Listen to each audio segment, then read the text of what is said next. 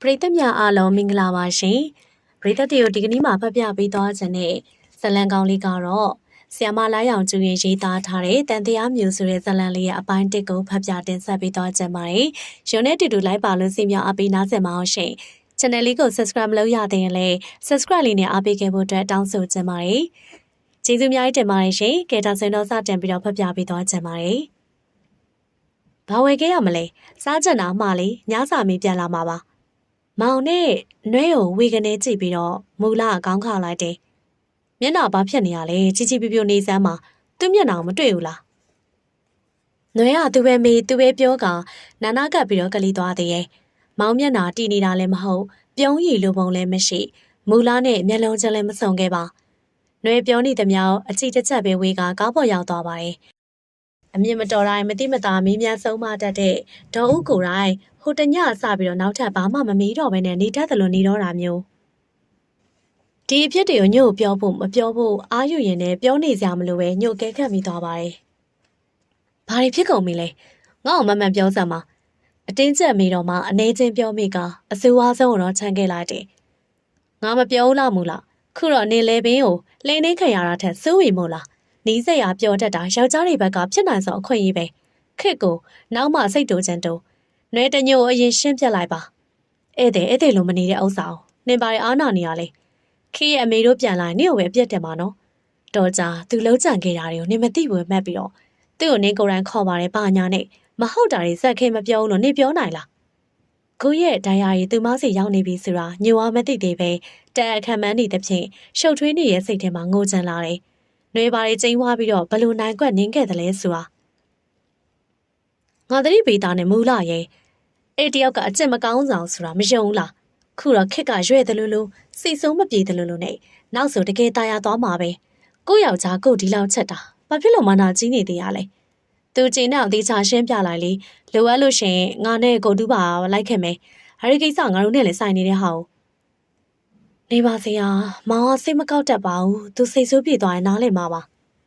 အေးအဲ့ဒါမျိုးတွေစူဆောင်းမိလာလို့ရှင်နာကြီးတတ်တဲ့မပြောမရှိနဲ့နော်ပြောလို့မဆုံးသေးခင်ဖုန်းတန်မြေလာတယ်မူလာထုတ်ယူလိုက်တော့ညိုအောင်ငုံကြည့်လိုက်ကခစ်စီကမူလာဝမ်းသာသွားတယ်ဒါပေမဲ့တခြားတက်နေပဲကြားနေရပြီးတော့ဘာတွေပြောနေမှန်းမသိခစ်ကလည်းပြောနေရင်စုညံတန်နေစိတ်တို့ကဖုန်းတိုင်းကနေစောင့်ချပြလိုက်တယ်တင်မီမင်းရဲ့ဘေးအမှန်ချက်ကိုဆွဲစီးလိုက်စမ်းဖွင့်ပြီးတော့ဘာလုပ်ထားရလဲရှင်ဟုတ်ကဲ့တင်မီကိုပြပြတလေးထလို့တဲ့နောက်ထပ်လည်းခေါ်ချင်စိတ်မရှိတော့တဲ့ဖြင့်တခြားဖုန်းဝင်လာတော့အလုပ်ကိစ္စတွေကိုပြန်ရောက်သွားတယ်ဒါပေမဲ့အလောက်ကပြန်လာတဲ့အထိသူ့စိတ်တရားမရှင်ပြနိုင်တာမူလာကြောင့်စိတ်အစဉ်အားဘဲတော့ပါလို့ရှင်းမူလာတာကြီးစိုးနေခဲ့တယ်။နှွဲတညိုလဲလှတယ်မူလာလာမဟုတ်ပေမဲ့စပင်းရှည်ထားဖို့ကလည်းတိတ်မကွာအရာမောင်ကိုလုံးလှပုံချင်းကြတော့နှွဲရအောင်ပူလှနေသေးရဲ့။သူတော့မူလာနေရှင်နိုင်တဲ့အထိသူ့မျက်လုံးထဲမှာဘယ်တော့မှမတိုးခဲ့ပါမူလာခေါင်းလျှော်ချိန်မှလွယ်၍စပင်းတွေကိုကြောထက်မှကလက်တမဟုတ်ခေါင်းစီးခွင်းလှလှတွေနဲ့စီးချထားတာများတယ်။နှွေရတော့မြင့်မြင့်မှာတင်စီးလိုက်ဘေးဆောင်မကြတကြမှာဖြတ်လိုက်ဖားရဖြန့်ချထားတဲ့ရှိကစတုံးလိုကရုံးလိုရှင်းပြောင်နေအောင်တိမ့်တင်ထုံဖွဲ့ရိပ်ပွိုင်တောင်မြင့်နေစီးထားတော့ဟော့ဖြက်လုံးပါတယ်ဖနက်ဆိုရင်ခုံမြင့်နေနေလေးတွေပဲစီးတတ်တဲ့မူလာရဲ့ပုံရိပ်လေးဟာသူ့ရင်ထဲကိုလင်းညလေးတစ်စလိုဝင်ရောက်လာခဲ့တာပဲမြဲမြံစွာအမျက်တွေ့ခဲ့တာကညောင်ချီရောက်ပင်ကြီးလိုဖြတ်တယ်ချင်မေဦးကတော့ပြန်ကနီးမှတူတူချိတ်ချိတ်ကပ်ပြောသွားခဲ့တယ်ချစ်ချင်တာတယောက်တည်းပဲမဲ့ကြောသားရင်သားတော့ခွဲခြားထားဖို့ကွာရေတောင်းမြက်တစ်ခုတည်းနဲ့အသေးပွင့်နေအများကြီးပြန်ပွားပေးလို့ရတာမျိုးသူ့ကိုချစ်တာလဲချစ်နဲ့ကိုလည်းလိုက်ရောပေးလိုက်ချစ်စိတ်ဆိုတာနှုတ်ဆွထုတ်ပေါ်ရတာမျိုးရှိတာပဲຫນွေနဲ့ညှိပြလိုက်လေမင်းရဲ့မူလာဘာဖြစ်လာမလဲမရလိမ့်မယ်တဲ့ချင်မေဦးရဲ့စကားတွေကိုပြန်တွေ့ရင်လူလူနေတတ်တဲ့စီကရက်ငွေကိုပျောက်သွားတဲ့အထိငေးချင်မိရဲ့ဒီလိုလုပ်ပြဖို့ဆိုတာလွယ်သလားပန်းရဲနဲ့နေတင်ပြတ်နေတဲ့ဥယျာဉ်ငယ်လေးထဲမှာအချာနာထိုင်ပြီးသူတန်းတနေတာကပန်းရဲနဲ့နေမဟုတ်ပဲမူလာရဲ့ကိုယ်သေးနှံလေးဖြတ်နေရဲ့ဘသူပါပြောမူလာကိုပဲချက်တဲ့ခိုင်မြဲခြင်းဟာဘလို့အလားပေါအောင်မှတတ်မှတ်စိတ်မဖြစ်ချက်တဲ့ဆိုတဲ့စကားတွေစာတခြားသောအကြောင်းအရာအလုံးပေါ်မှာသာပျော်ဝယ်လွယ်တတ်တဲ့မိန်းမအောင်မှာသူဟာဆွဆွဲလန်းလန်းချက်ခဲ့မိရဲ့မကြားချင်ပဲလည်းပြောမိခဲ့တယ်မပေးချင်မှန်းသိပေမဲ့လိုချင်တယ်လိုချင်တာမရပဲမလိုချင်တာရဲ့အရှံပဲဖြစ်နေတာမင်းကံကောင်းတာလို့ပြောသေးရဲ့တကယ်ဆိုသူ့ရဲ့ကံကောင်းချက်များစွာတွေမှာ အစိုးဆုံးကမူလောက်စိတ်နာမုန်းတီးလို့မရနိုင်ခြင်းနိုင်ငုံကြည့်မြင်နဲ့တိုနီဗီဖြစ်တဲ့ secret ကိုခြေထောင်နောက်ချပြီးတော့ဖိနေလာတယ်နေရာမှာထိုင်ရလိုက်မိပေမဲ့ဘဲစီကိုဥတီရမှန်းမသိအလောက်ကပြန်လာကြရရေချိုးတဲ့အလုပ်တစ်ခုပဲချိန်ပေး၍ခြံနေစင်းနေခဲ့တယ်မမေတို့လည်းပြန်လာတော့မယ်မူလာနဲ့သူ့ရဲ့အိမ်တောင်ကြီးဟာထူကြနှွေးထွေးမလာပဲနှွေနဲ့ရင်းနှီးချင်းကသာပို့တူးလာခဲ့တယ်ဘဲချီလန်းတွေကိုတိုးဆုပ်ရမယ်မသိတော့ပဲဖြတ်နိုင်ရင်အချိန်တွေကနှုတ်ထွက်ချင်တယ်မူလာစီကနူးညံ့သောချက်ချင်းကိုရဖို့သူ့တွင်တေးကြရဲ့လားအိမ်ခန်းတိပြန်တက်လာခဲ့ပြီးမှတကားဟာထားတာမြင်တော့ရှေ့မှာပဲခဏရက်နေမိရဲ့စကားများရံပြဲကြပြီဆိုရင်မူလာဘက်ကနေသူ့ကိုလျှော့ပေးခဲ့တာမရှိပြိုင်ဆိုင်မှန်ဝင်နေတာမျိုးမဟုတ်တော့လေသူမှဘာမှမသိခဲ့တယ်လို့မရှိခဲ့တယ်လို့စပင်းနေတဲ့လက်ထဲဖွာရင်းနဲ့ကုကုကိုကလေးဆန်နေပြီလားလို့တွေးမိရဲ့သူစမခေါ်ပဲနဲ့ငါလည်းမခေါ်ဘူးဆိုပြီးတော့လည်းမနေနိုင်အမြဲတမ်းကိုကြည့်ပဲလျှော့လာတဲ့ဖြစ်ကြောင်လဲရှင်းခန့်နေတယ်စိတ်ကတွေးဝေးဆဲပေမဲ့လည်းလက်ကတကောင်တုံးဖွက်လိုက်ပြီးဖြတ်တယ်အပေါ်တဲ့တကားဖွင့်ထားတဲ့ဗီယိုကြီးရှေ့မှာမူလာရက်နေလျက်အဝတ်တွေထည့်နေသလားအင်ကြီးလေးဖို့အတွက်ယူနေရလားတကားနဲ့ကွယ်နေတဲ့အပေါ်ပန်းအောင်မမြင်ရပဲသူ့ချိတ်လန်းနေမူလာစီကိုပဲတိုးလျှောက်သွားခဲ့တယ်မောင်ရီတန်းနေတဲ့အခန်းထဲမှာမီးဖွင့်မထားသဖြင့်စပင်းနေဖြန်းချထားတဲ့မူလာကိုလေးကိုနောက်ကနေတင်းချုံဖတ်ထားလိုက်တယ်မူလာရဲ့မင်းတကယ်ကိုနေနိုင်လို့နေသူမူလာမနဲ့တင်းကျပ်စွာပွေးဖက်လိုက်ပြီးတော့ဆန်ရွယ်တို့ကြားမှာတိုးတိုက်၍ခုတ်သားနုနုလေးစင်နှမ်းရှိုက်ဖို့ပြင်ရင်ဟာမင်းအမတ်တမဲ့ဖြစ်ခဲ့တဲ့ရှင်မိုးချင်းကိုစိမ့်သက်သောကိုတဲ့နဲ့တွန်းထုတ်ပြလိုက်တယ်နေလက်တွေဖြတ်ကနေကာကျသွားကခြေတလန်းစာလန်လန်းလို့မမိတမီအကွာဝေးထရချင်းရောက်သွားတယ်။နှွေးတညုံမင်းဘာလုပ်နေရလဲ။နှွေးဒီလိုပဲဝင်နေကြဟောင်းအကူပဲအတင်းဝင်ဖက်ပြီးတော့ဟာခေချရောလက်ပါခါကစာကြည့်စပွဲကကလထောင်တိုင်းကနေလွဲကန်ပြလိုက်တယ်။ဟုတ်တယ်ငါမစင်မကျင်ဖြတ်သွားတာ sorry ပဲမင်းသွားတော့ sorry ဆိုတာကိုကြည်နေပါတယ်။သွားတော့လို့နှင်လော့တိုင်းတော့မသွားနိုင်အောင်အကူ။နှွေကဒီရင်ကအလုပ်သမားမဟုတ်ပါဘူး။နှွေမျက်ဝန်းတွေကဆူဆူရဲရဲဖြတ်နေရဲ့ဘီယိုတကောက်နောက်ပြန်ပိတ်လိုက်ပြီးမျက်နှာချင်းဆိုင်တလန်းချင်းရှောက်လာတယ်။ဘေးဒါရောင်ဖြော့ဖြော့အသားကပိုးဖြော့အင်းကြီးလေးကညဝစ်ပုံစံလက်တလုံးကျိတ်လေးဖြက်ကခါဆက်ဖုံးယုံတူနဲ့အောက်ပိုင်းမှာဝတ်ထားတာကမူလာအိမ်နေရင်ဝတ်ထားတတ်တဲ့စကတ်ရှိပွားလေးဖြတ်တယ်။ဒီစကတ်လေးကိုပဲအခန်းဝနေလမ်းမြန်ပြီးမူလာလို့သူထင်ခဲ့တာဖြတ်တယ်။မိုးချုပ်လူချင်းအိမ်မှာလဲလူစုံနေကမှသူမဒီခန်းမှာတိတ်ဆိတ်စွာရှိနေမယ်လို့ဘယ်လိုလုပ်ပြီးတော့တွေးမိမလဲ။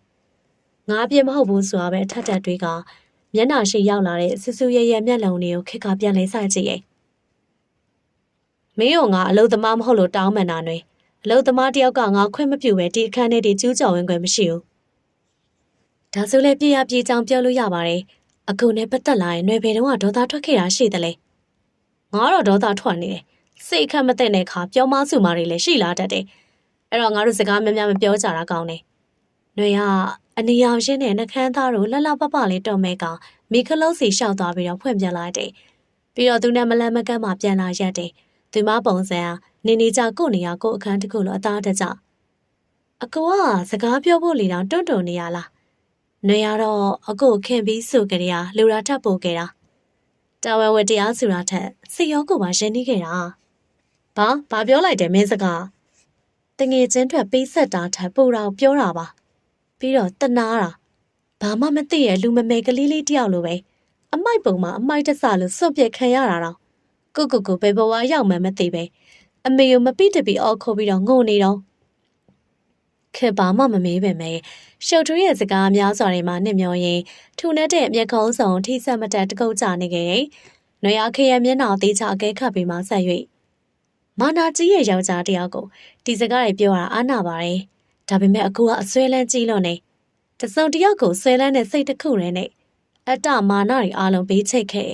။နွေရတော့အားလုံးနဲ့ရော်ပြီးဘေးရောက်မခံနိုင်ဘူးလေ။ကိုဘက်ကရင်းနှီးပေးဆက်ထားပြီးတော့နှင်ထုတ်ခံရပါများတော့လေရင်နာတယ်။ဒီတက်ရှင်းအောင်ပြောနေဘာလဲရင်းနှီးပေးဆက်တာလဲမင်းပြောနေတာဘသူ့အကြောင်းလဲအကူနဲ့ຫນွေအကြောင်းပါပဲဒရိုက်တာရှင်းမှုလားဘာသူအလုံးလို့မရအောင်လို့အကူကတွေ့ကဲနောက်ရှက်နေလို့တဲ့သူရင်ဖွင့်ပြီးတော့ຫນွေကိုအကူကြီးတောင်းခဲ့တာသူရဲ့စိတ်ကိုတစ်ဖက်ကနေပြောင်းလဲသွားအောင်ကူညီပါလို့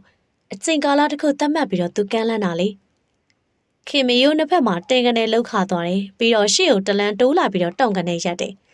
နှွေကအယိုးကန်ပုံစံလေးနဲ့မျက်တောင်လေးတစ်ဖြက်ဖြက်ခန့်ရင်အံ့ဩသလိုကြည့်ရဲ့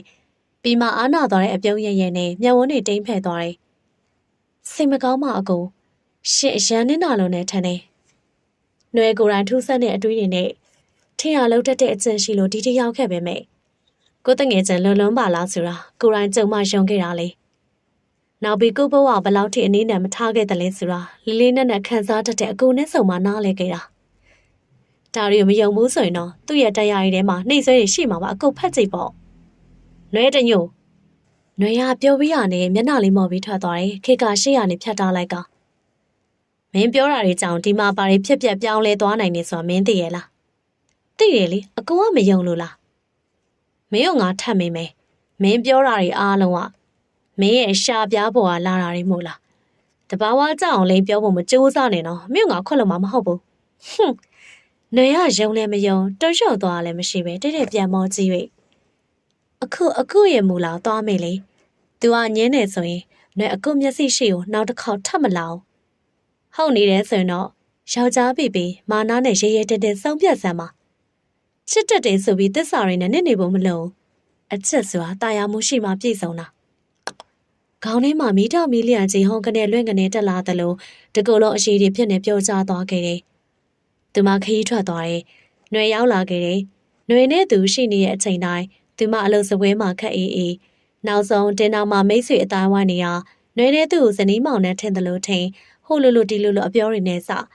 သူပြေးကြည့်တော့သူမအလုပ်စပွဲမှာအိပ်ပျော်နေတာငြိမ်းချမ်းစွာလက်ဆက်တော်မင်းကဒီလိုဆက်ခင်းခဲ့တာကိုရတယ်မို့လားမင်းလုံလိုက်ပါခရီးရောက်မဆိုင်ကြားရတာတွေကနားထဲမှာမဆက်ပါလားတကယ်ဒီတိုင်းမဲ့လားမက်ဦးမယုံနိုင်စွာမိမိရင်နဲ့မူတို့ရင်ဖုန်းဆက်မလို့ကိုင်းလိုက်မိသေးတယ်ဒါပေမဲ့ပြန်ချထားလိုက်တယ်ဒီတက်သေးချောင်းသိရမှဖြတ်မယ်ထို့ကြောင့်ညနေသားနဲ့ຫນွေတို့ပြန်ရောက်လာမှမေးကြည့်လိုက်တော့သူ့ကိုကုမ္ပဏီမှာခန့်မလို့အလုံးတင်ခေါ်သွားနေရမှမီရဲ့ခေကဒီငိမ့်တဲ့ပုံစံမျိုးနဲ့ဖြတ်တယ်တင်းမချက်အရေးတွေကိုလိမ့်စိမ့်မှလာကျုပ်ကြရဒေါ်ရွှေသစင်အခဲခတ်မိရဲ့ຫນွေတညိုဆိုတာလေးကိုဘာမှမသိသေးပဲပြရာခတ်နေရဖော်ရည်မှုကြောင့်ကုမ္ပဏီကဝန်ထမ်းတယောက်လာလို့တွေးပြခဲ့တယ်ကြားရတဲ့သတင်းတွေကရှင်အောင်အစမတန်ပူလောင်သွားစေလျက်သမီးမူလာဒီမင်းကလေးကသမီးရဲ့တငယ်ချင်းဆိုမူလာကိုညာနဲ့ပိုင်းစာမှာတူတူတိတိဝေးမေးမိရဲ့ဟုတ်တယ်အမေသမီးတို့ချင်းအဆင်မပြေဖြစ်နေကြတာမမီရှိမိရဲ့ပဲ့နေလင်မယားချင်းမတည့်နေတော့သမီးရဲ့တငယ်ချင်းဟာမောင်ရဲလို့တူသူအဝိုင်းကိုဟုတ်ကွယ်ဒီလောက်ပြားများနေရမယ်အလုံးမဟုတ်ပါဘူးသမီးတို့အဆင်မပြေဖြစ်ကြတာတိတ်မဆန်းပဲမဲ့ကြားလူဝင်နေတော့မှမကောင်းဘူးသမီးရဲ့အဲ့ဒါမမီတို့ပြောရမယ်စကားလည်းမဟုတ်ဘူးသမီးကတားရဲ့အိမ်ရှဲမလေးဂယုနာတော်သားနဲ့ပြက်တဲ့မောင်းမဲတယ်လို့ပြောမိတာတွေဖြစ်ကုန်နေမူလာခမရလည်းမျက်နှာမကောင်းရှာပါသို့တော့နှစ်ယောက်ကြားမှာနေတွေးချင်းမဲ့စွာအေးဆက်နေခြင်းကိုဘလို့ရက်ခတ်ပြီးလို့မှမီးတောက်လာပွဲမမြင်တော့ခတ်ပြီနောက်ဆုံးလင်မယားနှစ်ယောက်စလုံးတော့ဥကိုပဲတေးချောင်းထပ်မိရဲ့ကျမမြင်သမျှတော့အဲ့ဒီတိုင်းမှာပဲမမကြီးရဲ့ကျမအထင်ပြောရရင်လင်မယားပြန်ခေါ်ရခတ်အောင်လို့ဒီမင်္ဂလိခလောက်ဆန်နေရတဲ့တူတယ်လူလေးရလည်းအရင်ဆိုရင်ဒီလောက်ထိအေးဆန်နေတာမဟုတ်ဘူးသူတို့လင်မယားမတည့်လေခဏပါပဲညမှုညတာရောဘလို့ရင်းနှီးနေကြလဲတာအခန်းခွဲအိတ်တဲဆိုတော့ဟိုမင်းကလေးရောမအိပ်ပါဘူးမမကြီးရဲ့အိတ်ချိန်ရရင်ကျမဝင်အိပ်ရတာပဲအိတ်ချိန်မှာမအိပ်သေးပဲတွေ့သွားလို့ရှင်မတ်နွေရဟိုမင်းတီမင်းရဲ့ဘာဒေါ်ရွှေသစင်အတန်ကျဲသွားတယ်ဦးထုံမရပခုံပုံရဲ့တတိပေးကဒီမင်းကလေးကတားနဲ့မူလာနှစ်ယောက်စလုံးပေါ်မှာဩစာညောင်းနေရလားမသိဘူးဆရာကြီးလူလေးနဲ့ပိုရင်းနှီးလာမှပြောရဲဆိုတာရဲတင်းလာတယ်လို့တော့ရှိရဲ့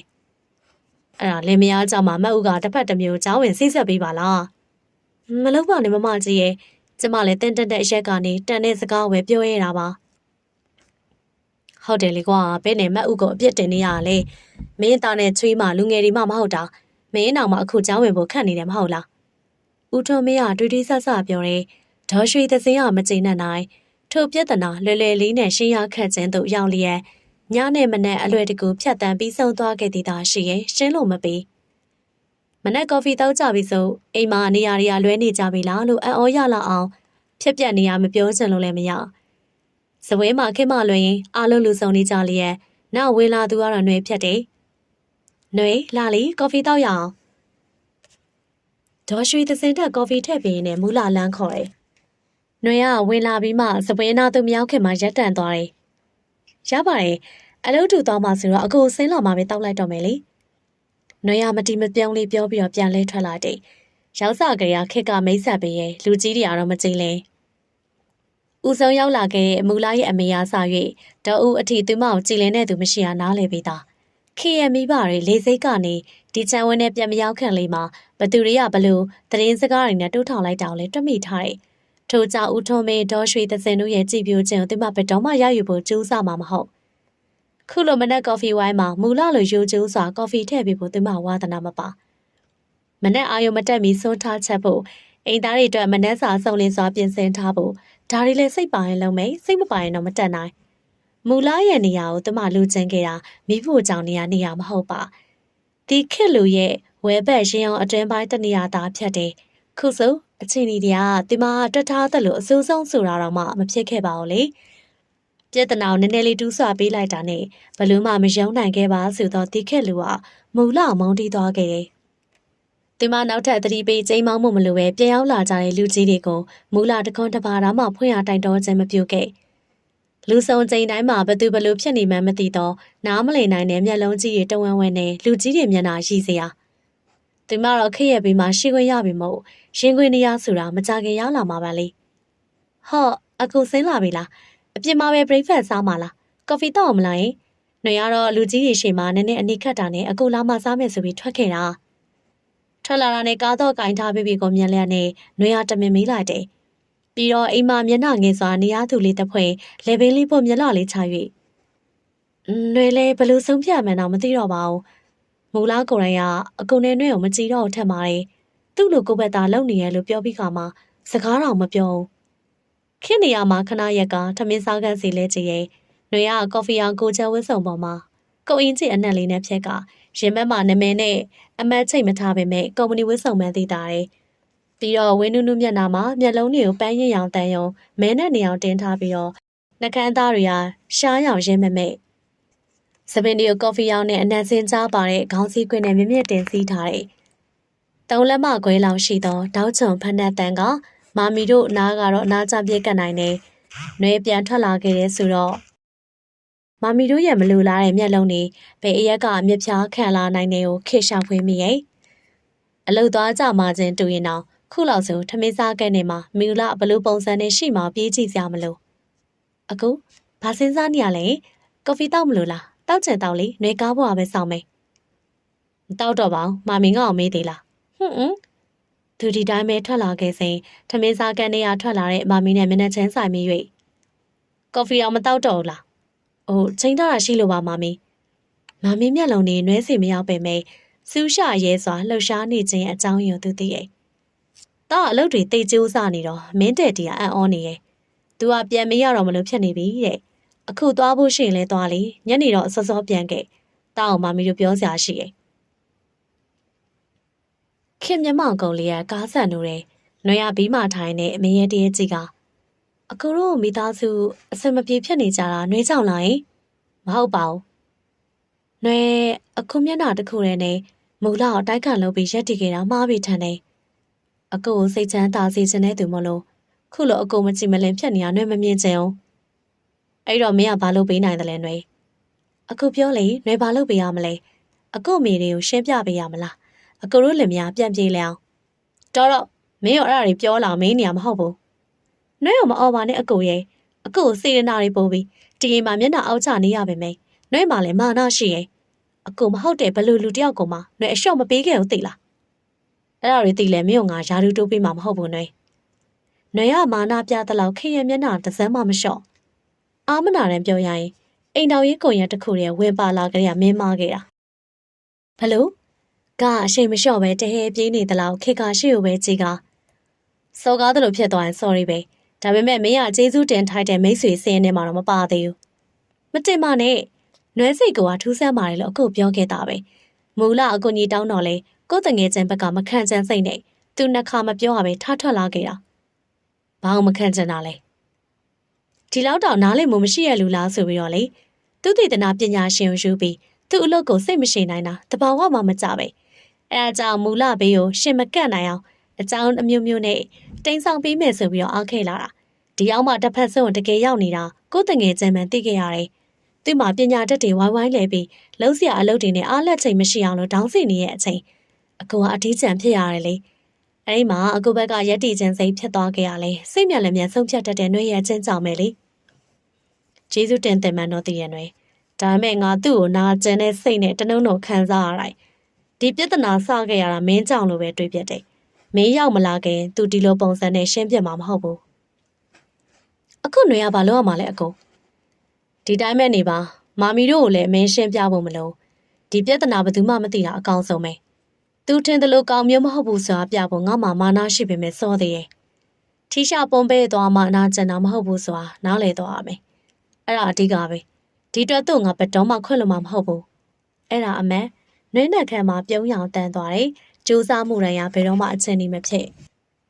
်တချင်းတန်ကညာဦးလေပေးတဲ့များမျောလွင့်လာတယ်အလုတ်ထဲမှာအာယုံဆိုင်နေတဲ့မူလရဲ့ကောင်းလေးထုံမှတ်သွားခဲ့ချန်တဲ့ကတချမ်းတန်မဲ့တီလာတဲ့ဖြင့်နေရာမထားကပရင်းပေါက်ခန်းစည်းလျို့သိမ့်ဖယ်ကြလိုက်တယ်။နှွေရညဝဲကောင်းဝဲအဖြူရောင်ရှိရှိချင်းနဲ့မျက်နှာစာရှည်အားတန်းပေါ်မှာဂတာထိုင်တင်းနေရဲ့တဆက်တဲမြင်ရတာကတန်းနဲ့မျက်နှာချင်းဆက်အပေါ်ထက်ဝရန်တာမှာမတ်တက်ရွရွစီကရက်တောက်နေတဲ့ခက်ကထိုစီကိုငုံကြည့်နေရဲ့အပေါ်တန်းနဲ့အောက်ထက်ရဲ့မီးအလင်းရောင်တချို့နဲ့သူတို့နှစ်ယောက်ကိုမူလာသေးချမြင်ရတယ်။တချမ်းတန်ဟာသူမရင်ကိုလေးနာခန့်ညားစွာထိုးဆောင်လောင်ရင်းနေရဲ့နဲ့ခါဝရန်တာတကားကနေတားရဲ့ကြောပြင်ရဲကြည့်နေရင်ဒေါ်ရွှေသစင်စိတ်တွေတိုးနေမိရဲ့အောက်ဘက်ကျမ်းပြင်ပရင်းပေါက်ကနေမူလာချောင်းကြည့်နေရမြင်ခဲ့ပြီးမှဒီဘက်ကိုတမင်လာကြည့်ရဖြတ်တယ်လင်မယားနဲ့ဘာတွေမပွင့်လင်းနိုင်မဲဘာကြောင့်တီးကြမျိုးသိမ့်နေကြမှန်းမသိဟိုမင်းကလေးရောမိကောင်းဖခင်တာသမီမဟုတ်ရဲ့လားဘလို့အဆန့်တန်းလဲဒေါ်ဦးပြောပုံရတော့ငွေတွေတုံးလိုက်တာတဖြောဖြောဆိုပဲမိဘကယူဆိုင်ခြင်းမခံရတော့အထက်ကြီးပြမိသားစုတစုတွေကကာရိုက်တာမန်သိပေမဲ့စိတ်ရှိတိုင်းပြောဆိုဖို့ကမူလရဲ့တငယ်ချင်းဖြန်နေရဲ့ထို့ပြင်တားအလုပ်ထဲမှာနေရာပေးဖို့ရည်ရွယ်ပြီးဖြစ်တဲ့မင်းကလေးတားကိုဒီမင်းကလေးမယူတော့ဆိုတာကိုတောင်သိနေသေးတာမူလဘာဖြစ်လို့သိခံနေရလဲတားကိုမမောမှုမရှိဘူးဆိုရင်တော့ဒီလောက်ထိမိကုံရန်ကုန်လွတ်ထားပြီးတယ်လို့တော့မဖြစ်သင့်ဘူးမို့လားတငယ်ချင်းကိုမျက်နှာအပြတ်မခံနိုင်တဲ့အတွက်အိမ်တော်ကြီးကိုတော့ပြက်လို့ကပြက်စီဒီလိုမျိုးလားတချင်းဆူနေလိုက်တာလဲကြည်ပါအောင်ကြောင်မကောင်းကြားမကောင်းကိုကိုဆိုတဲ့တချင်းဒေါ်ရွှေသစင်တကားကိုဆွဲလက်ပြီးတော့အပြင်ထွက်လိုက်တယ်။ဒါခစ်ချာကနေလေကြည့်ရဲ့ပြီးတော့စီဂရက်ကိုစတီးတက်နဲ့ဖိချေပြလိုက်တယ်။မမီနားကြီးလို့လားဆိုနီယာကောင်းလို့ကျွန်တော်နားထောင်နေတာ။နားကြီးလောက်တော့အနောက်ရှက်မဖြစ်ပါဘူး။ဒါပေမဲ့ဒီတချင်းမျိုးဒီနေရာမှာသူမဆိုတဲ့အောင်ထန်တယ်။မမီပြောချင်တာသူသိရဲ့။အိုးတချင်းဆိုတာလူတိုင်းခံစား권ရှိတာပဲမမီယာ။နှွေရပွပွင့်လဲလဲနေတတ်ပါတယ်။သူတချင်းကိုခံစားနေတာမဟုတ်ဘူး။ခံစားချက်တွေကိုတစုံတယောက်စီအစုလိုက်ပြုံလဲပို့လွတ်နေရမင်းမမီမေးတာဖြေစမ်းမူလားနဲ့ဘာတွေဖြစ်ထားတာလဲမခေါ်မပြောဘဲနေခဲ့ကြတာဘလောက်ကြာပြီလဲဒီလိုပဲဘာမှကြီးကြီးကျယ်ကျယ်မဟုတ်ပါဘူးဟုတ်တယ်ဟုတ်ကုန်ဟုတ်တယ်မူလားကိုကြိုက်ပြီးတော့တာပဲလက်ထပ်ဖို့ကြိုးစားခဲ့တယ်မို့လားအဲ့ဒါနဲ့ပဲသူဘလောက်စော်ကားနေနေကျွန်တော်အပြုံးမပြတ်နေပြရမှာလားတမီးကဘာတွေစော်ကားနေလို့လဲခင်းမျက်နှာချက်ချင်းပုံပြောင်းသွားကဝရဏရှိကိုပြန်လဲကြည့်လိုက်တယ်ငုံကြည့်လိုက်တော့နွေရမောကြည့်၍တချင်းနောက်တစ်ပုတ်ပြောင်းနေပြီနေရီးစားရှိရှိမရှိရှိငါချစ်မှာပဲဆိုရဲတချင်းကြည်စံဒေါ်ရွှေသစင်မျက်လုံးပြူတယ်ဒီကောင်မလေးဒီနေရာမှာမအီတယောက်လုံးရှိနေတာမမြင်ဘူးလားတားရဲ့ဘေးမှာပြောင်းရွှေ့ရလိုက်ကမလူလားစွာနဲ့ကြည့်မိရဲ့နွေရမျက်နှာလေးလွှဲပြစ်ပင်မဲ့တချင်းုံတော့မရက်တာဒီဘက်ကိုလဲလိုက်စမ်းဒေါသကြောင့်အသားတွေပါတဆက်ဆက်တုံနေစပင်းရှိတချို့ပခုံးကနေလေပင်းကြားတဲ့အထိခွေးဝိုက်ဆင်းနေတဲ့ခေရဲ့မျက်နှာချောချောလေးကိုနားလေစွာသေးချာကြည့်ရဲ့မိန်းမကိုရွေးကျင်တာလားနွေဆူရာလေးကိုတကယ်ပဲစိတ်ဝင်စားတာလားတစ်ဖက်ကဖျားယောင်းမှုတွေပြေဝနေတဲ့တချမ်းတန်နဲ့ခေရဲ့မျက်နှာကြီးကဒေါ်ရွှေသစင်တုံလုံးလာတယ်မင်းမာမိစကားနားထောင်တာဒီကောင်မလေးကိုပြန်လွတ်လိုက်တော့အလုံးမပေးရအောင်မင်းသူနဲ့ဆက်မတွဲရအောင်ကျွန်တော်တွဲနေရမဟုတ်ဘူးမမီအလုံးလုံးနေတာပါအဲ့ဒီအလုတ်ကစီးပွားရေးတက်လားတာရဲ့မပြောပါနဲ့တော့မမီမူလာနဲ့ကျွန်တော်ကြားမှာဘယ်သူမှစာနာနားလဲပေးလို့မရနိုင်တဲ့အကြောင်းတွေရှိရဲ့အဲ့ဒါကြောင့်မဟုတ်ဘူးသားအဲ့ကြောင့်အိမ်တော်တစ်ခုပြိုကွဲတော့ဖို့လုံးဝတေးကြနေတဲ့အဲ့ကြောင့်မတက်နိုင်ဘူးဆိုရင်မျက်နှာနဲ့ခစ်ကတစ်ဖက်လဲပြတ်တယ်မင်းဘလို့ပြောင်းလဲသွားတာလဲသားမမီဘလို့မအောင်နားမလည်နိုင်တော့နှွေဆိုရဲကောင်မလေးကသူ့တငယ်ချင်းပဲမမီရှင်းမူလာရဲ့တငယ်ချင်းသူနဲ့ပတ်သက်ပြီးရောက်လာလို့ကျွန်တော်နဲ့ရင်းနှီးခဲ့တာ သူကိုယ်တိုင်တော့တခွန်းတပါးမှမပြောဘဲနေတာမမီဘာဖြစ်လို့နှဲ့ဝဲကြင်မြဖြတ်နေရလဲသူကိုယ်တိုင်မပြောတာတငယ်ချင်းဆိုတာလည်းပါတယ်တားရဲ့ဂုံတိတ်ခါထိခိုက်မှဆွလို့လည်းပါတယ်ဘာလဲတားကသူ့တဝင်းတော်လို့တွဲပြနေရလားအဲ့ဒါသေးသိမ့်တဲ့အလုပ်နော်တားသူကစုံမက်မြန်နူးလာတဲ့ထိမဆောင်မေတားလက်ထက်ခဲ့တာတားတီးခံရမယ်ဟွန်းရှင်ထဲမှာဆူဆူချက်ချက်အနာကျန်သွားတယ်သူကတီးမခံတတ်တဲ့ကောင်းလို့မမီထက်နေတာလားယောက်ျားရဲ့ဂုံတိတ်ခေါင်ငဲ့ညာပြီးရှင်းမှုလားဆိုတဲ့မိန်းကလေးရင်ကုန်နှုတ်ပိတ်နေရှာတယ်ပေါ့လေဟာတိုက်ရေးပြင်းချင်နေအချောက်တိုက်ရည်တန်ကြီးကြောင့်ပူပြင်းတုန်ခါပြီးကဘာကြီးမှာမီးဟုံးလောင်သွားနိုင်တယ်အဲ့လိုကဘာနဲ့ချိပြီးနှိုင်းရှင်ရလောက်အောင်အကြီးနာကျန်နေရဘသူမှမသိနိုင်ဒီကောင်တနာယူဆိုပြီးတော့မိန်းမတယောက်နဲ့အစားတိုးပေးထားဖို့ရှင်းမှုလားဆိုတဲ့မိန်းမနှွဲ့ကိုဒီမှာခေါ်ထားတာရင်ဘတ်ထဲမှာအော်ဟစ်ပြောတဲ့နေစုညမ်းနေရဲ့တကယ်တမ်းကျတော့မမရှိမှခက်စစ်စစ်အန်ကျိန်နဲ့မျက်နှာလွှဲလိုက်တယ်ဒီခက်လို့အိမ်ထဲလမ်းဝင်လိုက်တာနဲ့ဒေဒီမျက်နှာရှိမှပွားကနေခေရနောက်ကလမ်းဝင်လာတဲ့ຫນွေဟာခေါင်းလင်းကိုရရှေ့ဆက်သွားမယ်ပြင်မင်းကလေးခဏမင်းနဲ့လည်းဆွေးနွေးစရာရှိရဲ့ဒီမှာခဏထိုင်ဒဒီနှွေကိုဆွေးနွေးစရာရှိရဲ့ဆိုတာကျွန်တော်နဲ့ပဲတပေါင်းနဲ့ဆွေးနွေးလိုက်ပါတယ်ဒီသူကကျွန်တော်အကုန်ညီနေတဲ့သူမူလာရဲ့တငယ်ချင်းဆိုရင်လည်းအမှန်သားပဲဒဒီခုဒေါသထွက်နေတော့ကျွန်တော်ပေါ်ဖြစ်တဲ့ဒေါသတွေကိုတစိမ့်ရတလွဲထင်စရာဖြစ်ကုန်ရင်မကောင်းပါဘူးမင်းသွားနာလိုက်တော့နှွေမိုးရီနေပေမဲ့ခေကစကားလောက်အောင်ပြောနိုင်သေးရဲ့ဦးထုံးမင်းကိုတောင်းပန်ရင်နှွဲကိုပါလဲပြောတယ်။နှွဲရလည်းခေရဲ့ခွင့်ပြုချက်တစ်ခုသာအဓိကထားတာမျိုးပြောလိုက်တာနဲ့ဦးထုံးမင်းကိုတစ်ချက်တောင်လဲမကြည့်တန်းဝင်သွားတယ်။အဲကမ်းမှာနှစ်ယောက်စလုံးလာထိုင်မှပြောမယ်ဆိုပြီးစောင့်နေတဲ့ဒေါ်ရွှေသစင်ကိုကမတ်ကနေမျက်နှာချင်းဆိုင်မှာကိုယ်တိုင်ရဲဆောင်နေတဲ့ဦးထုံးမင်းမျက်နှာတစ်ပင်လုံးညှို့ပုတ်သွားခဲ့တယ်။ဒီခက်လို့ပြောပါတဲ့အခုပြောစရာမရှိတော့ဘူး။ဦးထုံးမင်းစကားဆုံးတာနဲ့လက်တစ်ဖက်ကမျက်နှာစီရိတ်ကနေဖြောက်ဝင်သွားတယ်။ဟဲ့ကိုထုံးခင်းမျက်နှာအတန်တိန်ငိုင်းကျသွားပေမဲ့ဒေါ်ရွှေသစင်အလန်တကြားအော့ပြီးထပြေးရဲ့တာအိုးသွေးတွေထွက်နေပြီဘယ်လိုလုပ်လိုက်တာလဲကိုထုံးရဲ့လေမယားနှစ်ယောက်စလုံးဒီညအသားကိုပြောပြဆွေးနွေးကြမယ့်အစီအစဉ်တွေမှာကိုတီလက်ရောက်ဆုံးမဖို့မပါထိုးပါတယ်ဒီအဲ့ဒီလိုတစုံတရားနဲ့ပောက်ကွဲခွင့်ကိုကျွန်တော်လိုချင်တာပါမကြည်နဲ့သိရင်လေထပ်ထိုးလို့ရတယ်နောက်ထပ်မလိုချင်တာကနှွဲကိုဒီအိမ်ကနေထွက်သွားစီဖို့ညွှန်ကြားချက်မဲ့စကားမျိုးပဲဘာကွာကိုထုံးတော်ပါတော့တာသမီးကိုရှင်ပေတော့ကိုတီလက်ရောက်လောက်ခဲ့ဘူးလို့လေမင်းကငါလူလိုပြောဖို့စောင့်နေတာသိခဲ့လို့ဒါပေမဲ့မင်းကငါ့ကိုလူမထဲကြောင်ပြလိုက်လို့ထိုက်တန်တာနဲ့စုံမလိုက်တာမိဘကိုမင်းကဒါမလုပ်ပါနဲ့ဒီစကားမကြားချင်ကိုပြောရအောင်ငါတို့ကမင်းကိုသားသမီးကုနော်အနံ့တော်နဲ့ခေါင်းပေါ်တဲမွေးလာခဲ့တာလားကျွန်တော်ဒါလွယ်ပြီးတော့အားလုံးလက်ခံပါပါတဲ့ဒီနှွဲကိုဘာအကြောင်းနဲ့မှဒီကနေထွက်မသွားစေချင်လို့မင်းရလားကွာအိုးကိုထုံဦးထုံမင်းတောက်ခောက်ပြီးတော့နောက်ပြန်ဆုပ်တယ်ဒီညဒီလိုဖြစ်ရလိမ့်မယ်လို့စိတ်ကူးထဲမှာတော့မတွေးခဲ့မိပြီနှွဲကိုဒီကထွက်မသွားစေချင်ဘူးဆိုပြီးအထုပ်ကျိတ်ခတ်နေတဲ့ပုံကသူ့ဒေါသတွေဘလို့မှချုပ်တီးမထားနိုင်တော့တာဖြစ်တယ်ခုတော့ကိုသားကိုဒေါသဖြစ်ရတာထက်နှွဲတညိုးဆိုတဲ့မိန်းကလေးမျက်နှာမထားတဲ့အနေထိုင်မတက်တာတွေကြောင့်သူတို့မှပြောအခက်ဆူအားချက်တောင်းအောင်မီးတော့မဖြေသလိုချွေးမောင်ပြန်ကြည့်ရောလဲမီးဖို့ကန်တဲ့ကွန်ပျူတာရှိမှရှိနေခြင်းရလွဲပြီးစကားသမီးပြောဖို့အချိန်ဆိုတာရှာလို့မရဒီမှာဘာတွေဖြစ်ပြနေရလဲဦးထုံးမရစူပါဆက်တီကိုပြန်သွားပြီးတော့စောင့်ကနေထိုင်နေညာနဲ့မှပြန်လာကြရအေကန်းကိုချောချောမောမောဖြတ်တန်းမရမယ်နားလည်ပြီးသားပါဒယ်ဒီနဲ့မှပြန်ရောက်လာကြပြီးဒယ်ဒီနဲ့ရင်မဆိုင်ပြတဲ့ရဲ့အချိန်တိုင်းမှာရင်ဆိုင်မိပြီဆိုရင်တော့ပြပြရှိကြဖို့မလဲကြောင်းသိရဲ့ဒီညကျမှအပြန်နောက်ကြတယ်ဒယ်ဒီစကားတန်ကြောင်နှဲကန်ကြမောင်တက်မိကသူကခွေလိုက်ရချင်းသူမှမရှိလို့မဖြစ်တဲ့ကို့အကြောင်းကိုလည်းကိုသားသိရဲ့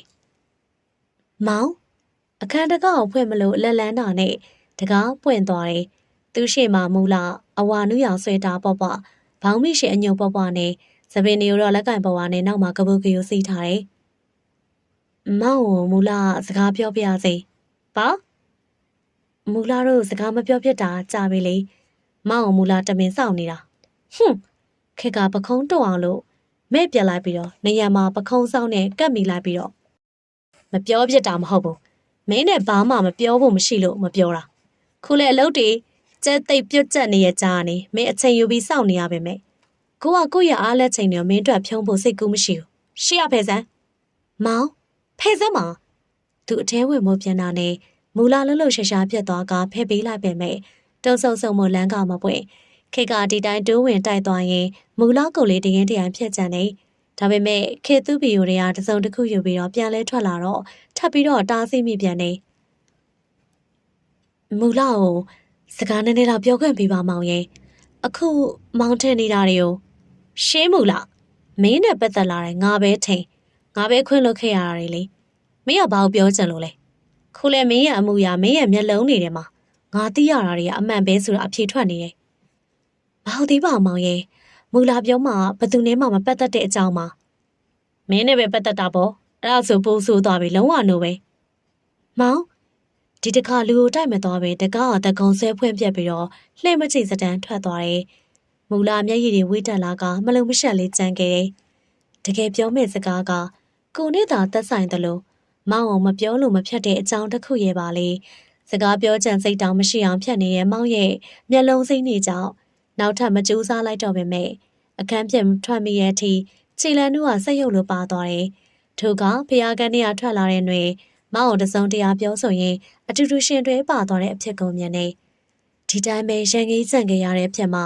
လေကအဆန်တွေနှွေးကချိချော်၍မောင်ရဲ့လက်မောင်းသားတစ်ဖက်ကိုဖတ်တွဲထိယူလိုက်တဲ့မြင်ကွင်းကြောင့်မျက်နှာလွှဲခဲ့မိရဲ့မနက်ကမှကြားလိုက်ရတဲ့စကားအရ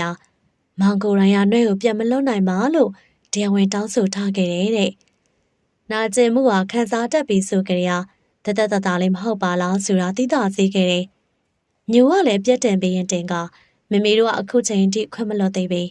ဖြစ်ပေါ်လာခဲ့တဲ့ဤအမှုဟာကျမပြုမိအပြစ်ရှိလဲ။နှွေမင်းငါခိုင်းတော့ပဲလုံးစမ်းပါမဆိုင်တာတွေမပြောပါနဲ့။အခုကတရပြီးတရရိုင်လေတော့မတက်ဖြစ်လာနေအောင်။အခုဆိုရင်အလုပ်ပြန်ချိန်တိုင်းနည်းနည်းဖြစ်ဖြစ်တောက်တယ်လေ။အဲ့ဒါမင်းနဲ့ဘာဆိုင်လို့လဲ။ဆိုင်တာပေါ့။နှွေကအခုစိတ်မစင်းရဲစေချင်လို့ကုညင်နေရ။တအိမ်လုံးကလည်းကြည်ရမဟုတ်ဘူး။ဘသူကြည်ကြည်မကြည်ကြည်ငါကြည်ဖို့ပဲလို့လား။အခုကလည်းနှွေကိုအတုံးချနေရပဲလေ။မင်းကိုယ်တိုင်ကြည်နေပါလေလို့ပြောခဲ့တာပဲလေ။ည10နာရီရဲ့အော်တိုမီတန်လေးတိုးတဲ့စွာကြရင်ຫນွေမြတ်ဝန်နေမတိမတာတိမ်ဖဲ့သွားကဟုတ်ပါတယ်ຫນွေကအခုအတွက်စင်တွဲလာလို့ဆွဲဆောင်နိုင်တဲ့မင်းသမီးလေးမဖြစ်နိုင်ပေမဲ့အကူကတော့ပုံမြင်နေရမင်းသားလေးထပ်ပို့တဲ့ຫນွေအတွက်ຫນွေတညိုမင်းမမိုက်ချင်ပါနဲ့စကားတွေရှောင်းဝင့်မနေပဲပြောရရင်မင်းကငါမချစ်ဘူးမင်းနေရာမှာဘလောက်လာတဲ့မိန်းမဖြစ်ဖြစ်ငါပြောမှဒီစကားပဲစောပါသေးတဲ့အကူအချစ်ဆိုတာတစ်ချိန်တည်းမှာ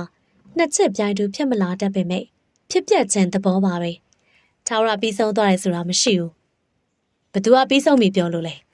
ဒီခက်လူဆိုရဲကအသက်ရှင်နေသမျှရှင်းမူလားဆိုရဲမိန်းမရှိနေသူရဲ့ငါအချက်တွေအားလုံးသူ့စီမှာဒါဆိုအခုတော့ပါပြီဆိုတာရောခေကမျက်နှာလွှဲပြက်လိုက်ပြီးမဲပြီးမှဖြတ်ကနေကြည့်ရဲ့မင်းနားလေဖို့မလွယ်ဘူးຫນွေအချစ်ကမင်းသိနေတယ်လို့တာယာချင်းတစ်ခုတည်းမဟုတ်ဘူးအဲ့ဒါလေးမင်းနဲ့ပြောချင်နေလေစိတ်ဘူးမရှိဘူးကွာအလုပ်လုပ်ရတာစိတ်မပေါအောင်ဆိုလို့ရှိရင်မင်းလည်းသွားရတော့သူမအလုံးနဲ့ထားခဲ့ပြီးတော့သူထားထားတယ်တိတ်မကြလိုက်ပဲသူမအနားရောက်လာတယ်အချိန်တန်ကူပြီးမှရှိနေတဲ့အဖြစ်ကြောင့်သူမအနားမှာခေါ်ထားရတဲ့ကိုယ့်အစီအစဉ်ကမစပြတ်ပဲမိဘတွေစစ်မိတာပဲခံနေရတယ်ဒီဒေါသတွေပဲတိုင်ခံလက်ခံရတယ်ကြည်နေတဲ့ရင်ဘက်ကြီးဟာကြာအရေးပြောကြသွားမလားမသိအကူပြောຫນွေကမူလလို့ရိုးပုံရိုးပံမတည်တက်လို့အခုအထင်သေးရလားအထင်သေးရကြီးရဘာကိုကြည့်ပြီးတော့ဆုံးဖြတ်တာလဲရိုးသားတယ်မရိုင်းနေဆိုတာတရုပ်ဆောင်လို့ရတယ်လို့မင်းကပြောချင်တာလားအများကြီးမပြောတတ်ပါဘူးအခုအပေါ်မှာຫນွေစိတ်မပါပဲဟန်ဆောင်ပန်ဆောင်လိုက်ရောခဲ့တာဘာမှမရှိဘူးဆိုတာပဲသိစေချင်တယ်အခုຫນွေကဘလို့ပုံစံနဲ့ဖြစ်ဖြစ်ချက်တယ်ပြောချင်တာပြောချလိုက်ပြီးမှနေရာမှာထရက်တယ်သူမဘက်မှာအခွင့်အရေးမရှိတော့တဲ့နောက်စိတ်ကလွတ်ချန်နေရဲ့ပြီးတော့ဟိုလိုဒီလိုပြောတဲ့စကားတွေပြင်ဒေါ်ရွှေသစင်ပြောခဲ့တာတွေရင်နာဖို့ကောင်းတယ်ဒီစကားမျိုးတွေမပြောခဲ့ဘူးပဲမိဘဆိုတာသားသမီးအတွက်ဆိုရင်12ကျူးကဝေလိုကြုံတယ်လို့ကြတယ်လို့ကရတာပဲနှွဲ့တညို့အခုအန်တီပြောမာရီကမင်းရဲ့နားထဲမှာဘလူးဆိုင်တီးတယ်လို့ကြမ်းရင်ကြမ်းနေလိမ့်မယ်အဲ့ဒါသားအတွက်ပဲမင်းကြောင့်သူများလင်မယားကွဲကွာပြက်စီးသွားမှမျိုးမင်းလည်းဖြစ်စေချင်မှာမဟုတ်ပါဘူး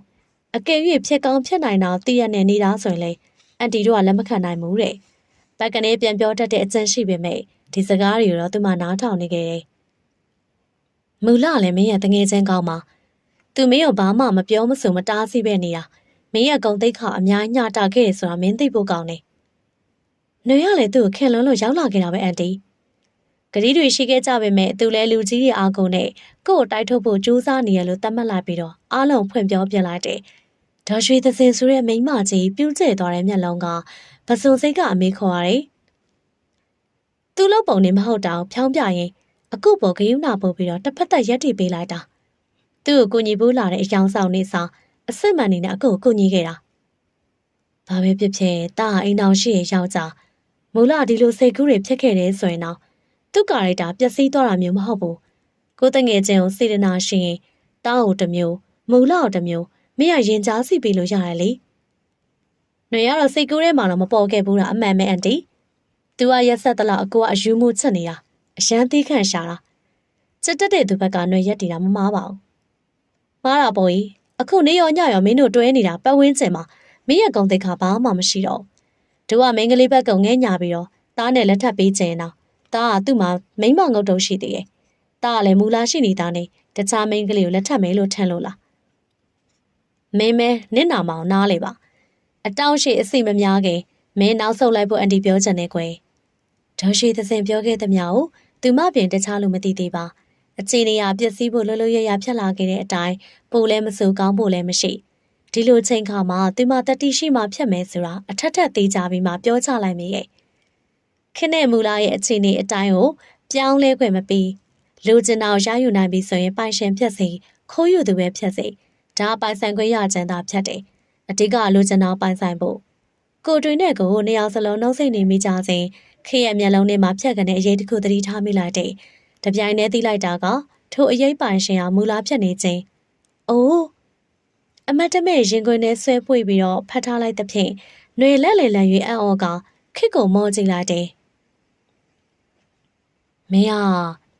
တော်တော်လာတာပဲຫນွေငါခုမှသတိထားမိတာနောက်ထားရတယ်ခေရဲ့စကားတန်ကြောင့်တကားနာရောက်မှမူလာချိတ်လန်းလေးတုံသွားတယ်မင်းနဲ့ငါရင်ခုန်တန်ဆော့ဖ်ဝဲတစ်ခုအတူရေးပြီးတော့တပတ်လောက်ရှောက်မလားအခုအတွက်ဆိုဘာဖြစ်ဖြစ်လို့နေပြောပြီးပြီပဲချစ်ဖို့ကောင်းတယ်အာအခုကလည်းမူလာရင်ခုန်တန်နေတတိန်နေမြေကမြေတန်နေတွန်းကန်နေလို့လားတစုံတရားရဲ့ဖြစ်ညက်ဆုပ်ဆွဲနေမှုကြောင့်လားရင်ဘတ်တစ်ပြင်လုံးဟင်းလင်းပွင့်ထွက်သွားသလိုပဲဒီလိုတန်နေသူမကိုယ်တိုင်လည်းရေရွတ်မြေတန်းခဲ့ခြင်းမရှိသူတစ်ပါးစီကလည်းမကြားခဲ့ဘူးပါရှက်တာနဲ့နာကျင်မှုနဲ့ရမှာဘယ်အင်အားကြီးမနေမှမသိပဲနေရာမှာပဲခွေးကြတော့မလို့ဖြတ်လာတာသိကြတယ်အပြေတစ်ပိုင်းလဲထွက်လာခဲ့ရင်မျက်ရည်စက်တွေမိုးဆက်များနေဒါပေမဲ့ရေလိုလည်းမအေးပန်းလိုလည်းမမွေတော့ဘယ်သူလဲဒေါ်ဥရေနှွဲပါတကားဖွင့်စမ်းမှာမိမိတာကိုအပြစ်ဒီအချိန်ဆိုအိယာဝင်ပရိစိတ်နေကြမှန်းသိထားသဖြင့်မူလားဆိုရင်တကားလာခုံမှာမဟုတ်တခြားသူတွေလည်းဒီတိုင်းပဲဖြတ်တယ်သွားရတော့လို့ခွင့်ပြုပြီးရနဲ့ပြန်ထွက်ခဲ့ပါအောင်ဆိုတာမရှိသလောက်တကားလေးဖွင့်ရမအောင်ကြားလိုက်တာတော့ဥရင်စက္ကန့်ပိုင်းနဲ့တိမ်မက်မသားရှင်ဘယ်လိုလုပ်မလဲတကားဖွင့်လိုက်တာနဲ့ခါထောက်ရက်သားနွဲမျက်နာစုပေါ့ပေါ့နှိုးချင်လုံးမဟုတ်ပါဘူးအရေးကြီးလို့လာနိုးတာဟုတ်ပါပြီဒေါ်ဦးကမအိတ်သေးပါဘူးပြောလိမ့်မဲ့နယ်ဘာဖြစ်လို့လဲမေးလိုက်ကမှနွဲကခါထောက်ထားတဲ့လက်တွေချပြီးတော့ရှေ့ထပ်တိုးတယ်မူလာလေနွေနဲ့အကိုကိုအထင်လွဲပြီးတော့ငိုနေရဲ့သူဒီလိုတစ်ခါမှမငိုဘူးဒေါ်ဦးသွားချုပ်လိုက်ပါအောင်နွေကိုစကားတော့ကောင်းကောင်းမပြောတာကြားပြီဒေါ်ဦးမျက်နှာပြတ်သွားတယ်ညာကြီးရဝင်ချိန်ထိလှနေရဲ့နွေမျက်နှာပေါ်မိတ်ကပ်ပြပြနဲ့နှက်ခမ်းကြီးကိုအကြည့်ရောက်ပြီးမှမျက်နှာလွဲတယ်အထင်လွဲတာမှဟုတ်ရဲ့လားဆိုတဲ့အတွေးကြောင့်မူလာမျက်နှာလေးမြင်အောင်ရင်ခြိလန်းနေရတွတ်တယ်မိုးလေးကမိုးချုပ်ထိခေရက်ပြီးမှရှိနေတတ်တာနွေပဲဖြတ်တယ်ဒီချိန်ထိသူတို့အတူရှိနေရဲ့အဖြစ်မှာဘလို့အထင်လွဲမှားပွဲတွေဖြစ်ပျက်ခဲ့တာလေအိမ်မှာအရှင်လိုမဆူပြေတော့တာကြားပြီလေလူကြီးရဲ့လည်းခစ်ကိုပြောဆိုဖို့ထက်ဘလို့ဖြေရှင်းကြမလဲဆိုရနီလန်ကောင်းမဲရွှေရဲ့တခုခုတော့မာရင်နေပြီမှန်းသိတော့လေဒါကဝင်ပြောလို့ရတဲ့နေရာမဟုတ်ဒေါ်ဦးအတွေ့ရောချိတ်လန်းနေရသွားတယ်မူလအခန်းထဲကထွက်လာတာဖြစ်ကသူ့ကိုမမြင်မဲရေချိုးကမ်းဘက်ထွက်သွားတယ်ဖြက်ကနေမြင်လိုက်ရတဲ့မိလင်းရောင်တွေကမျက်နှာလေးမှာနှီးရဲလိုက်တာပန်းသွေးရောင်ဝစ်စကလေးကတ်ထားသလိုမရောက်မလဲလိုက်သွားပြီးတော့နားဆွင့်ကြည့်ရောမူလာမျက်နှာတဲ့နေရဲ့ခန်းဟာကျန်ရတော့တကားကြနေမြင်နေရသဖြင့်ကြောထက်မှာသပင်နေရကပုကယိုဘယ်လိုလုပ်ရမလဲလာတော့ကတော့စေတနာဂယုဏတွေနဲ့ခြေလက်အပြေးတစ်ပိုင်းမြင်လိုက်ရတော့တင်းတော်ပါမလားမူလာကရောယုံကြည်အားကိုးစာရင်ဖွင့်တိုင်းမြင်ပါရဲ့လာ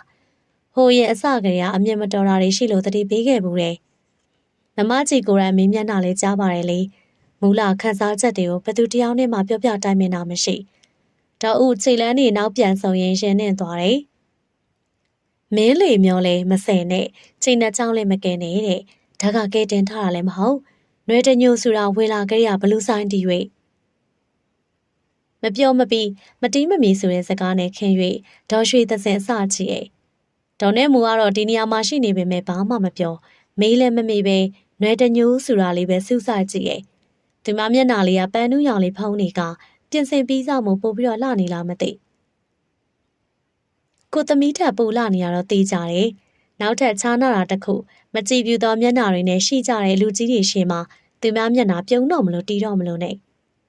နှွဲသိပါတယ်ဒါပေမဲ့အကိုကမှားထားတယ်သူကပြောတာမဟုတ်ပဲဘသူပါပြောထင်တယ်လို့ဆုံးဖြတ်မသွားရဘူးတဲ့ဒေါ်ရွှေသစင်မျက်နှာတင်းကနေဒါမဲ့ပြန်လျှော့ကဟုတ်တယ်ဒါပေမဲ့တာအိမ်တော်တဲ့ဖြစ်ပေမဲ့အိမ်တော်ကွယ်မဟုတ်သေးဘူးကွယ်မိဘလက်အောက်မှာရှိနေသေးတဲ့အတွက်သူတို့ရဲ့အိမ်တော်ကြီးခိုင်မြဲအောင်မိဘတွေမှာတာဝန်ရှိရတဲ့ညို့နွယ်လို့ခေါ်လဲရပါတယ်အန်တီရဲတညိုခေါ်တာလဲကောင်းပါတယ်မင်းနဲ့အဲ့ဒီနမရလိုက်တယ်အော်ဘလို့မင်းကလေးလဲတမီးကဒီလိုမင်းကလေးနဲ့မှာဘာဖြစ်လို့တငယ်ချင်းဖြစ်ခဲ့ရတာလဲအဲ့တော့မိဘတွေအနေနဲ့ဖြစ်တဲ့အတိုင်းပြောရရင်မင်းတငယ်ချင်းရဲ့အိမ်တော်ကြီးကိုလည်းငဲတဲ့အနေနဲ့နွေကလာကြရသူ့တက်ငင်းညာစိမ့်နဲ့ကိုကျုံးစွန့်ပြီးသားပါခုလေသူတို့အတွက်ကူညီနေတာလို့နွေကခံယူထားတဲ့အန်တီအခုနွေကသာထိမထားနိုင်ရင်သူဒီမှာတော့ရှိနေကြမှာရှိနေမှာတရားပေါ်တရားအထက်မြင်လွဲနေတော့တကွေးတပြားဖြစ်မသွားနွေရထိန်နေတာပါသူတို့ချင်းမပွင့်လင်းကြလို့ဒီအချိန်ဒီတိုင်းပဲဖြစ်နေတာနှွေမှာအပြစ်ရှိသလားဒေါ်ရွှေသစင်ရုတ်တရက်ဖြေအားခတ်တယ်တကယ်ဆိုအန်တီတို့ကကိုကလေးတွေကိုတော့မဆုံးမနိုင်သေးပဲအဲ့တဲ့ကိုပဲခလုတ်တိုက်နေတာသူတို့ချင်းသာပြေးလဲနေရင်ဓမ္မမဟုတ်အန်တီတို့သာသူတို့ကိုပဲနားဝင်အောင်ပြောပြဆုံးမနိုင်ရင်နွေရဘေးလူပဲဘလို့ကြောင်းဝင်လို့မှမရနိုင်ပါဘူးနော်ဟုတ်ပြီဒါဆိုရင်မင်းကကာယကံရှင်နေရမဟုတ်ပဲဘသူပြောဒီရမခွာနိုင်ဘူးပေါ့အဲ့လိုသဘောမျိုးဖြစ်သွားလားမသိဘူးနှွေရတော့စေတနာနဲ့ပါအေးလေမင်းကဒီလိုပြောပြီဆိုတော့ငါကလည်းကြိုတတိပေးရတာပေါ့မူလောက်ငါသားဘလောက်စုံမက်မြတ်နိုးတယ်ဆိုတာငါအသိဆုံးမင်းနဲ့တွဲနေတာလေသူမိန်းမသူရွဲ့နေရပါတီသားပဲဆိုရင်မဲ့ပြုံလေးရှိကနေထင်သွားတယ်တစ်ချိန်ချိန်မှာမင်းဘက်မှာနင်းနာပါတဲ့စကားထွက်မလာစေနဲ့ပေါ့အဲ့ဒီအချိန်တိုင်းကိုဒုက္ခနဲ့ကိုပဲနော်ဆွေနေပွဲလာတောင်းပန်ကြလားဘာမှမသိလိုက်ပဲမျက်နှာစုံကြီးရှိကနေနှွဲထွက်သွားတယ်ဘသူမှအပြစ်ရှိနေရလဲမို့နေ့သမီးလားငါသားလားသူ့ကိုယ်သူဘေးလူပါလို့ပြောသွားပေမဲ့လှိုင်းနဲ့လေနဲ့ကန်းဆက်ပဲလှိုင်းကတော့ငါဟာငါနေရလို့ပြောမှာပဲဒါပေမဲ့ကန်းဆက်နဲ့လေနီးအောင်ဝေးအောင်လို့လုံနိုင်တယ်လေဘသူကဘာနဲ့တူတယ်လဲနေစင်းစားကြည့်ပေါ့တခုမှန်တာငါတို့တွေကကိုသားသမီးကိုမနိုင်နဲ့မိပါတွေဖြတ်သွားပြီဟုတ်ပါတယ်သမီးကြောင်နင်းကိုတိုင်မိတာငါတောင်းမှတ်ပါတယ်မို့ရဲ့အခုငါသားဘက်ကပြောမရဆိုမရတွေဖြစ်နေတာ哦ဒါလည်းငါသမီးကစခဲ့တယ်မိဘွားပါလေဒုနှစ်ယောက်စလုံးငါပဲမရပါမို့ရဲ့သမီးရဲ့ဝါသနာဘလောက်ထိအဆုံးရောက်ဖြစ်နေတာ哦နင်ပြောပြီးတော့ငင်းခဲ့သေးတာပဲတာကလည်းလူငယ်ပီပီခက်ဆန်တော့အိမ်အောင်ရင်မှာအဖို့တစ်တွေရှိလာနိုင်တယ်ဆိုတာနင်ပြောပေမဲ့ခရီးမဆိုင်ခဲ့တာငါပါသမီးလေးကိုယူသားလိမ့်ပါပြီပညာတတ်ရုပ်ချောလေးမို့ငါအရန်ကိုချစ်မိရဲ့ချွေးမတော်ကျန်နာရောသမီးမရှိရတဲ့အပိုင်လိုချန်နာရောလောဘတွေတန်းပြီးမတမကတောင်းယူခဲ့တာတာကလည်းဆဲဆဲလန်းလန်းဖြစ်သွားတော့ဘာမှအခက်ခဲမကျင်းနိုင်မအောင်ဆိုပြီးတော့လေငါတို့တယောက်တည်းနားလည်မှုလွဲလောက်တဲ့အမားဆိုတာမရှိဘူးရွှေနေရနောင်နာစကားတွေပြောနေငါသမီးကိုတောင်းယူခဲ့မိရမှားပြီလို့နောင်တရနေတယ်လို့ပဲငါ့ကိုနေရခန့်အောင်မပြောပါနဲ့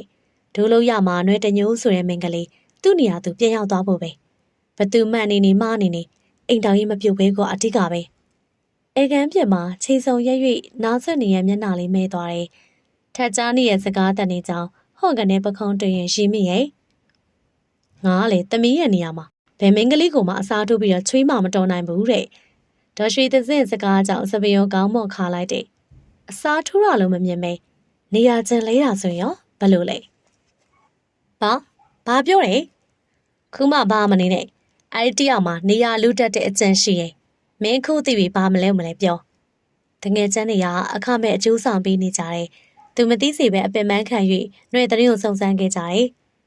ငါတို့လည်းသူ့အိမ်မှာဂိုင်းလို့ဖူးတဲ့ဆရာနဲ့အမတ်တမဲ့ဆုံးလို့ဟိုတစဒီတစကြားလိုက်ရပြီးတော့မင်းတို့အသေးချောင်းလို့သတင်းနောက်လိုက်ခဲ့ကြတာအာကာစီကရက်ထုတ်တော့ရင်ဆက်ပြောတယ်ရုံးလေးတနာကမနဲ့ဘာအကျက်လဲမသိဘူး ။နှွေငယ်စဉ်ကလေးကချမ်းသာကြွယ်ဝစွာကြီးပြင်းခဲ့ရသူဖြစ်ကမိဘရဲ့စီးပွားပြတ်တော့သူမအရွယ်ရောက်နေပြီမို့စင်းရဲမှလည်းတရလွန်ကြောက်တယ်။ထို့ကြောင့်စင်းရဲစီခဲ့တဲ့ဖတင်ကိုမောင်းတိခဲ့တယ်။အရွယ်တိုက်တဲ့အချိန်ကတစ်ပတ်ဆောင်တိဖြစ်လာပြီးတော့ပြောဆိုနေထိုင်ပုံအားစာစိတ်တစားဆန်လာခဲ့တယ်။တကယ်တော့နိုင်ငံခြားထွက်သွားတဲ့အကူဆိုတာအကူရင်မဟုတ်ပဲမိဘမွေးစားလိုက်တဲ့ဖြင့်မောင်နှမတော်ခဲ့ကြတာဖြစ်ကထူယောက်ျားသူမတစ်ဖက်သက်မျက်တာရှိနေခဲ့တယ်။မောင်နှမလိုတစ်သက်လုံးအတူနေလာခဲ့ကြတာမို့ပြောဆိုဖွင့်ရဖို့မလွယ်တာတွေရှိနေရင်အကူဖြစ်သူကမိန်းမယူလိုက်တဲ့။အဲ့ဒီလေမရောက်ကိုရောက်လောက်တာလေသူပဲလို့သိချာကြားခဲ့တာမင်းသိလား။ကိုလင်းဝေဆိုရဲလူနိုင်ငံခြားကိုရောက်သွားတာသူတို့ရာထွက်သွားပြီးတော့တနေ့လောက်ကြာမှဖြတ်တာတဲ့။သူမိန်းမသာစောစောစီးစီးမသိခင်သူသွားမိတော့မထင်ဘူး။တချို့ကအဲ့ဒီအမျိုးသမီးကိုနွေရလုံးချလိုက်တယ်လို့တော့ပြောနေကြတာကွာ။ဟုတ်တယ်ခေ။နွေတညိုမင်းတွဲနေအန်တီရဲ့ရှိရနော်။တရင်ဆိုတာကတော့မှန်တာရောမှားတာရောပေါမှာပဲ။ကိုကချင်းချိန်တက်ဖို့လိုတယ်။သူမရောက်ခင်တော့မင်းတို့ဒီလိုမျိုးမသိမြတ်တာတွေရှိခဲ့တာပဲ။မင်္ဂလာညကလေးကမင်းဘက်ကတီးခန့်ချန်နဲ့စခဲ့ရလေ။ခုကြောင့်မှတီးမခန့်ချန်ဖြတ်လာတယ်။မူလကလည်းမင်းပါတွေဖြစ်နေအလုံးလုံးနေရပြီးရောဆိုတာမျိုးအဲ့ဒါတွေကပုံမှန်ဖြစ်ဆက်နေလားခေက secret ပြချွေးနဲ့ဆက်ကနေခေါင်းငိမ့်နေကြာလိုက်ထိခိုက်ပါများလာတဲ့နေရာမှာနေနာမှာပဲလေသူလဲຫນွေနှင်းကောင်မြင်ပြီးတော့အရင်လိုပျော်ပြောင်းမှုမရှိတော့တာဖြစ်နိုင်တယ်လေမဖြစ်နိုင်တာမင်းတို့စိုးရိမ်နေတယ်လို့ငါမစိုးရိမ်ဘူးဘာဖြစ်လို့လဲငါ့ရဲ့နေမှာຫນွေဆိုတာဘယ်တော့မှမရှိခဲ့ဘူးဖိုးခေရေလာမြောင်းပေးဆိုတဲ့စကားအလက်ကားထားခဲ့တာမဟုတ်ဘူးရေဆိုတာမြောင်းဖြစ်နေတဲ့ဘက်ကိုကွေ့ဝင်စီးတတ်တဲ့သဘောရှိရဲ့။နှွေတညိုအားလှတယ်အကြောင်းလည်းမရှိဘူး။အဲ့ဒါကြီးလည်းငါသိရထက်မြက်။အာကာပြောနေတာကိုလည်းမယုံကြည်ရမဟုတ်ဘူး။ဒါပေမဲ့ငါ့ကိုဒီလောက်ထိစော်ကားထားတာတွေးမိတာရှက်တယ်။အမြဲတမ်းနားလေဖို့ပဲကြိုးစားခဲ့သမျှငါသူ့ဘေးမှာပဲတွေ့ကပ်ဖို့ချောင်းမြောက်နေရတဲ့။သူ့အချစ်ကိုမျောလင်းလို့မရနိုင်ဘူးဆိုတာငါနားလေလိုက်တယ်။ဘာဖြစ်လို့လဲဆိုတော့အချစ်ကိုလုံးဝနားမလေတဲ့သူ။တရားချစ်ပြနေလေနှာဘူးဆိုတဲ့ယာတို့ပြင်တခြားဘာမှရမှာမဟုတ်ဘူး။လွမ်းတာရှိရရင်နာတာနဲ့ဖြေနေရပါကွာ။မူလောက်လုံးဝခေါင်းထဲကထုတ်နိုင်လားပြော။ခက်ကမဖြေ။ तू ပြောစရာရှိရဲဆိုတာမင်းကနားထောင်တဲ့နဲ့ကွာ။ထောင်ကျင်မှုကွာ။အဲ့ဒီစကားတွေရောနွဲပါဆက်ထဲမှာအပိုလိုတွေမပါဘူးလို့မင်းကပြောနိုင်လား။သူ့ကိုငါမေးပြီးမညာတက်တဲ့မျက်နှာအဲ့ဒီအချိန်မှာအရန်နာကြည့်ဖို့ကောင်းတယ်ကွာ။ဘလို့ရှင်းပြဖို့ကြိုးစားသူ့စကားဒါပဲပြန်ရောက်တာ။အာကာရုပါဇက်ပိတ်သွားကြတယ်။ restaurant တစ်ခုမှာစပွဲရှိခြင်းနဲ့တည်ခင်းထားတဲ့စားတောက်ဖွယ်ရတွေနဲ့လူတွေကလည်းခုံရှိသမျှအပြည့်တခြားလူတွေဖြတ်တန်းကမူလမျက်လုံးနဲ့ခင်းတဲ့အတူရှင်တွဲနေထိုင်တဲ့နှွဲတံအောင်တန်းကနေရောက်တယ်။တွေ့လားဟိုသီးတန်ကန်ထဲမှာဗျိုင်းတူတွေးလိုက်တာမို့ညိုဟာပခုံးချင်းတိုက်ပြီးတော့မခံချင်တန်းနေပြောတယ်။နင့်ကိုနေရာပြောက်နေပြီမယ်သိရဲ့လား။မူလဘာမှမပြောနိုင်ပဲဦးတီမီရဲ့ခုံမှာပဲဝင်ထားလိုက်တယ်။ထို့ကခေတ္တဝကြောပေးလျက်ဖြစ်ကသူမမျက်နှာမူလက်သာလာငါတို့စပွဲပြောင်းရအောင်မပြောင်းမနဲ့လားညိုရဲ့သူတို့အလုပ်ကိစ္စနဲ့ဒီမှာစုံနေကြတာပဲလေຫນွေရလေသူရဲ့တွေ့ရမှုဖြစ်နေပြီထန်တယ်မူလာရဲ့အိဆက်ဆက်ပြောဖက်ဖက်ပုံစံအသေးရတိုင်းညို့မှာမီနူးဆွဲယူလန်းလှန်လောတာပြန်ထားတာတွေအားလုံးစောင်းစောင်းအောင်နေကြည့်ဖြတ်တယ်စားစရာမာတာတော့မှဝိတ်တောင်စကားပြောတာအဆင်မပြေနင့်ကငါဒီတိုင်းဖြောင်းပြနေလို့ဘာမှထူးကြမှာမဟုတ်တော့ဒီကိစ္စတွေငါဝင်မှဖြစ်တော့မယ်ဘာဟုတ်တယ်နင်တို့နှစ်ယောက်ကြားမှာနှွဲတညိုးဆိုတဲ့မိန်းမကောင်းကောင်းအကွက်ရွှေ့နေရအဲ့ဒါနင်းကြောင့်ဘသူကြောင့်ဖြစ်ငါရှင်းဖို့မကြိုးစားတော့ညို့သူလဲကြာလေငါ့ပေါ်မှာစိမ့်လာလိပါပဲလေအဲ့ဒါကြောင့်ထူးမမဟုတ်တာကိုမကြိုးစားကြအောင်နောက်ပြီးတော့ငါမားခဲ့တာလည်းရှိပါတယ်စကားတက်လွန်တဲ့နှွဲကိုငါပြိုင်မပြောနိုင်တယ်လို့အစကရမျိုးသိချင်နေတန်တရားတွေနဲ့မကြည်လင်ခဲ့တဲ့သူမေးကွန်းလည်းမဖြေတတ်ဘူးရှင်းလေပို့ရှုပ်လေပဲငါပါစက်ဟပေးလိုက်တာနဲ့ဟာတိုက်ရပြတဲ့သူ့အတန်မကြားချင်လို့ပါငါဘာမှမရှင်းချင်တော့မရှင်းလို့ဖြစ်မလားမူလားရဲ့နေ့ယောက်ျားကိုကွယ်ရာကနေမြူဆွဲနေရမဟုတ်ဘူးနင်တို့နေ့ယောက်ျားမှာပေါ်တယ်ဝင်ရက်ပြီးတော့သူ့လက်ကိုချိတ်နေရတခြားသောအိမ်တော်ရေးဖောက်ပြန်မှုတွေထက်ကြည့်ရစိုးတယ်ဟာသူဖောက်ပြန်သွားလဲနင့်ကိုစာနာမဲ့လူရှိမှာမဟုတ်ဘူးသိရလားနေတော်နေသေးတယ်လို့ထင်မှာဟွန်းဘာဖြစ်လို့များဒီမြင်ကွင်းနေနဲ့ပဲခဏခဏလာတိုးနေရတယ်မသိသိချင်တယ်ညိုကကလေးဆန်ဆန်ဒေါသတွေနဲ့စကားပြောရင်မျက်စောင်းရွင်ရင်းနဲ့သူတိမှဖြစ်မှာရွှေရင်ချက်ရင်နဲ့လက်မယားကွဲတော်မဲ့အဖြစ်မှာနှွဲတညိုပါရီလောက်ကြံပြီးတော့ဒီနေရာဝင်ခဲ့တာလဲဆိုတာရောငါပြောတော့မယ်မပြောရအောင် မပြောဘဲနေခြင်းအဖြစ်တော့နေရှိုဝက်ခဲ့တဲ့စိတ်ကူးတွေရောသူဟာရင်ထဲမှာပဲတင်ထားပေးခဲ့လို့လားလူကြီးတွေရောခေရောအားလုံးသိကုန်ပြီလေနေရသစ္စာတွေဘဲထိထားပေးအောင်ပါလေသူ့ကိုကြည်ပြူစာလက်ခံပြီးငါယောက်ျားကိုကုညီပေးတာလို့ပြောမိတာလေးနဲ့ဒီမောက်တက်ပြန်ပေးနေရတာတန်လို့လားမူလာကမျက်ရည်ဝေးတတ်တဲ့ခေါင်းညစ်ခေါင်းခါပြုတ်နိုင်စံလည်းမရှိတော့မှန်တဝက်ချားနာပဲမဲ့ခင်းတဲ့ຫນွေတို့ခေါင်းချင်းဆိုင်ပြီးတိုင်မဲ့လိုက်ရှိမောလိုက်နေချီယားစလုပ်ပြီးတော့ဖန်ခွက်ချန်ထိခတ်ကြတာမြင်နေ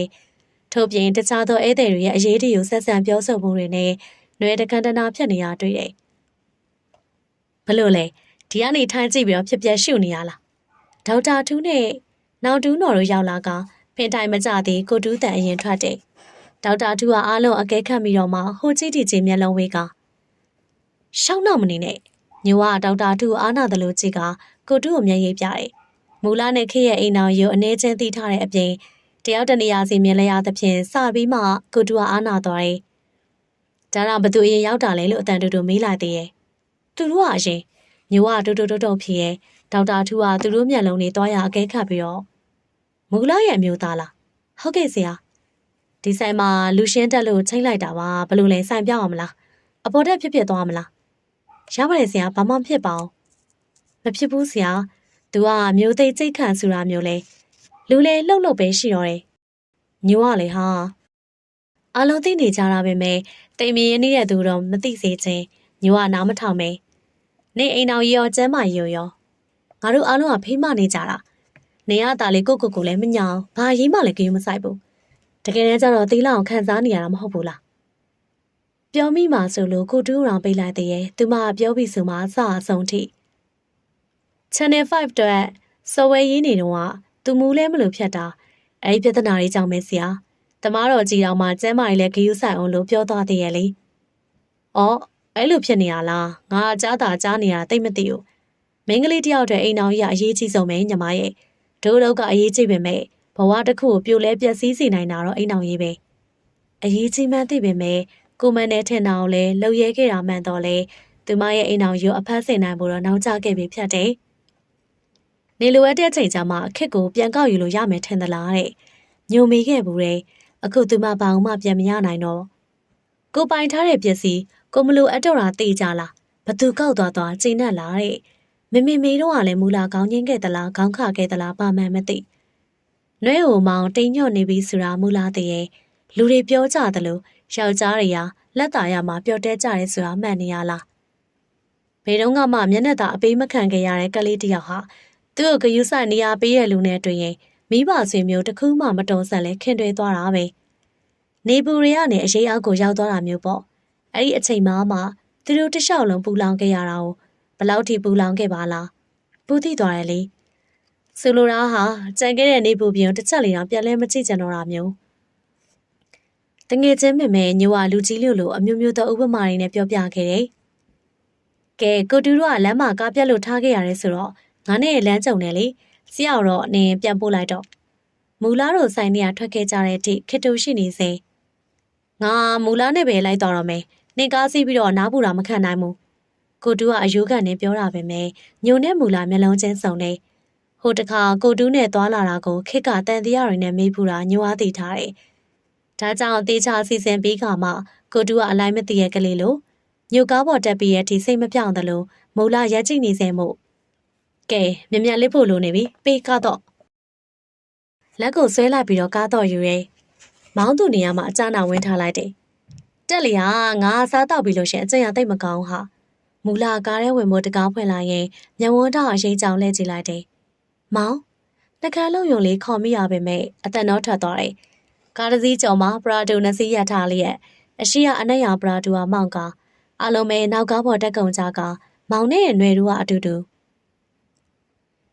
ဟေးမူလာဘာလုံးနေရလဲလို့စိတ်မရှိစွာပြောမဲ့ပါဇက်ကအလိုလိုပိတ်သွားခဲ့ပြီးကိုတူးမျက်လုံးနဲ့မူလာကြည့်ရနေရရောက်တဲ့မိတ်ကရောင်ဖြော်ဖြော်ရှိန်ကြည်လက်ရှိဘောင်းမိရှိအဖြူနဲ့မြင့်မြင့်ဖြောင်ဖြောင်ယောက်ျားဟာစစွာမှနောက်ကျောကနေလှမ်းမြင်ခဲ့ရတဲ့မူလာရဲ့တိခက်လို့မျက်နှာအခုမှတေချာအနိကမြင်ရတယ်ဒါပေမဲ့ကျင်းနီအောင်လက်နေရဲ့မျက်မှန်နဲ့နေမြန်သောနှခမ်းတို့ကြောင့်မျက်နှာပိုချောနေသလားမသိနမနဲ့လည်းအောင်လူကလည်းအလန့်စားသူပြန်ကြည့်လိုက်တော့မူလာကောင်းလေးငုံငါကားထဲဝင်ထိုင်နေညဝန်းမှာတော့ငွေရဖွင့်နေလောက်ပြီ ထိုလူကတော့စတီယာရဲ့မှာလက်တင်ထားလျက်မလုံမရှက်ရှိနေစေဖြစ်ကဒီကိုကြည့်နေရလားမကြည့်ရလားမသိမူလာsorry ပါဟာငါအလိုက်မသိ online ခေါ်လိုက်နေရပါတယ်ဟာငါ့ကိုပုံမှန်လည်းပြောစမ်းပါ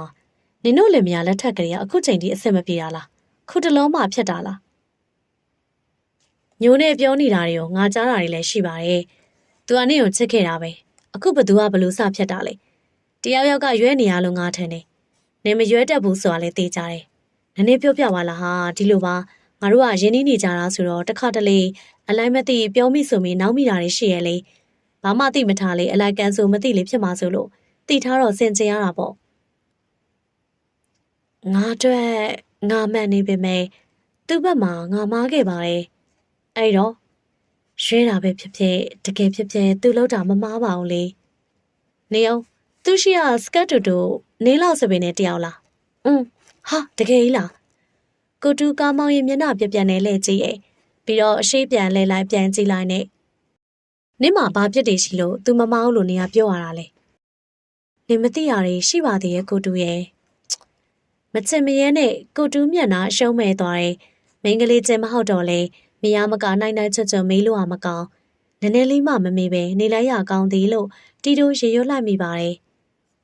ပရိသတ်များရှင်ဒီကနေ့မှာတော့ပရိသတ်တွေကိုရုံဖတ်ပြပေးခဲ့တာကတော့ဆီယမလာရောင်ကျူရင်ရဲ့တန်တရားမြူဆိုတဲ့ဇလံကောင်းလေးရဲ့အပိုင်း1ကိုဖတ်ပြတင်ဆက်ပေးခဲ့တာဖြစ်ပါတယ်။အပိုင်း2ကိုလည်းနောက်ရက်မှာစောင့်မျှော်လို့အားပေးနားဆင်ကြပါအောင်ရှင်။ပရိသတ်များအားလုံးကျေးဇူးတင်ပါတယ်ရှင်။